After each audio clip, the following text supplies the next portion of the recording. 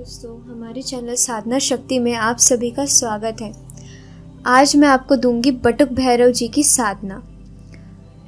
आप लोग कई भैरव के बारे में सुने होंगे, पर बटुक भैरव जी ऐसे एक भैरव जी हैं जो बच्चे के स्वरूप में आते हैं और बटुक भैरव जी बहुत ही तुरंत प्रसन्न हो जाते हैं। इन्हें दुर्गा देवी जी का पुत्र भी कहा माना जाता है। बटुक भैरव की साधना जिन्होंने कर ली, जिस व्यक्ति ने भी कर ली, उन्हें संसार का सारा सुख प्रदान होता है। समशानिक शक्तियों से उनकी रक्षा होती है और उन्हें अगर बटुक भैरव बहुत ज़्यादा प्रसन्न हो जाए, आपने बहुत अच्छे से साधना की, तो आपको सिद्धि भी प्राप्त हो सकती है। मंत्र और यंत्र मैं यहाँ नहीं दूंगी, गुप्त साधना है, कई जन बुरे काम में यूज़ कर लेते हैं। तो आपको अगर चाहिए, आपको अगर ये साधना करनी है, then you can contact me. बहुत जल्दी नंबर प्रोवाइड करूँगी, तब तक के लिए आप नीचे दी गए डिस्क्रिप्शन में दी गई ईमेल में आप कॉन्टैक्ट कर सकते हैं।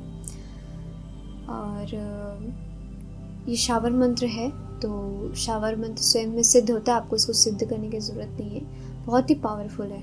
तो इसलिए मैं अभी नहीं दे रही हूँ, यंत्र भी नहीं दे रही हूँ। और अगर किसी को करनी है सो यू कैन कॉन्टैक्ट मी, मैं दूँगी यंत्र और मंत्र। तो साधना जो है, यंत्र के बारे में मैं जो बता रही हूँ, बटुक भैरव का यंत्र लाकर उसे साधना के स्थान पर भैरव जी के चित्र के सामने आपको रखना है।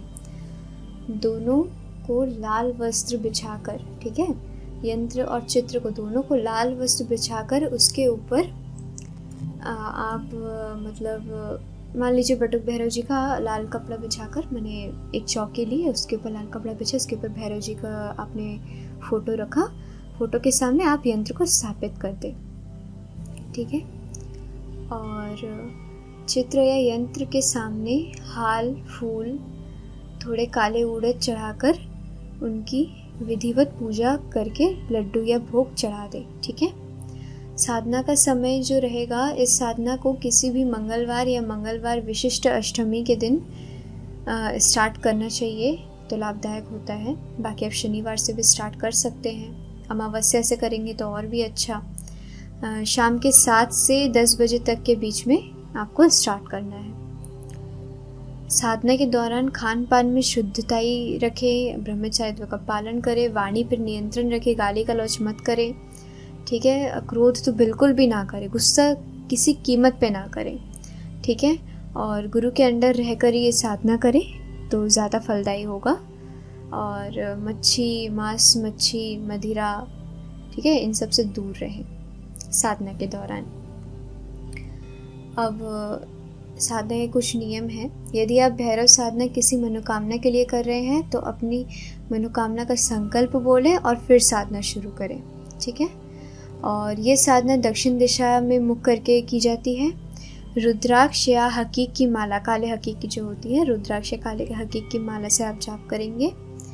भैरव जी की साधना रात को ही करें, यानी कि 7 से 10 बजे के बीच करें तो बेहतर है। आसन काली होनी चाहिए, या लाल भी कर सकते हैं, क्योंकि दुर्गा देवी के पुत्र कहे जाते हैं। आपके आसन लाल या काले होने चाहिए और सर आपके वस्त्र भी लाल या काले होने चाहिए और सर में लाल या काला कपड़ा बांधेंगे या फिर कुश का आसन लेंगे।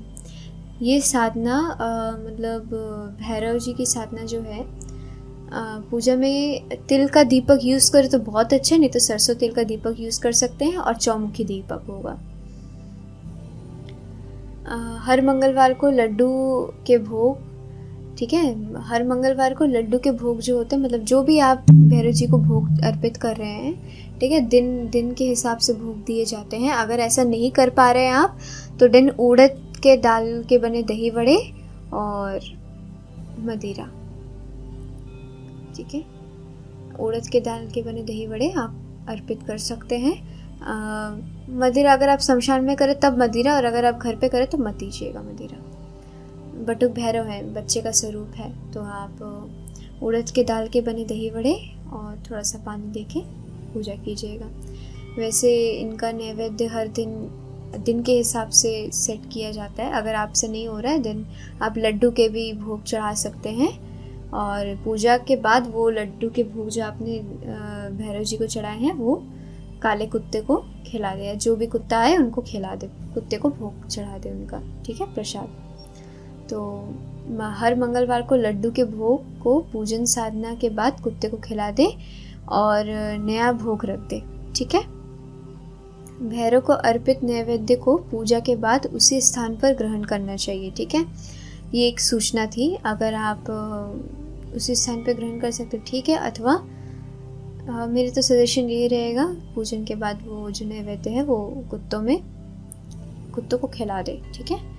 भैरव जी की पूजा में दैनिक नैवेद्य दिनों के अनुसार दिया जाता है, ठीक है। जैसे रविवार को चावल दूध की खीर, सोमवार को मोतीचूर के लड्डू, मंगलवार को घी के लड्डू या गुड़ के लड्डू, ठीक है। मंगलवार को गुड़ घी के लड्डू दे सकते हैं आप, बुधवार को दही वड़ा, गुरुवार को बेसन के लड्डू, शुक्रवार को भुने हुए चने, शनिवार को जो आप दे सकते हैं तले हुए पापड़, उड़द के दाल के पापड़, या फिर आप उड़द के पकोड़े या जलेबी, ऐसा भोग आप लगा सकते हैं, ठीक है। और बाकी जो है, इस साधना से बटुक भैरव प्रसन्न होकर सदा आपके साथ रहेंगे और सुरक्षा प्रदान करेंगे आपको, आपके परिवार को।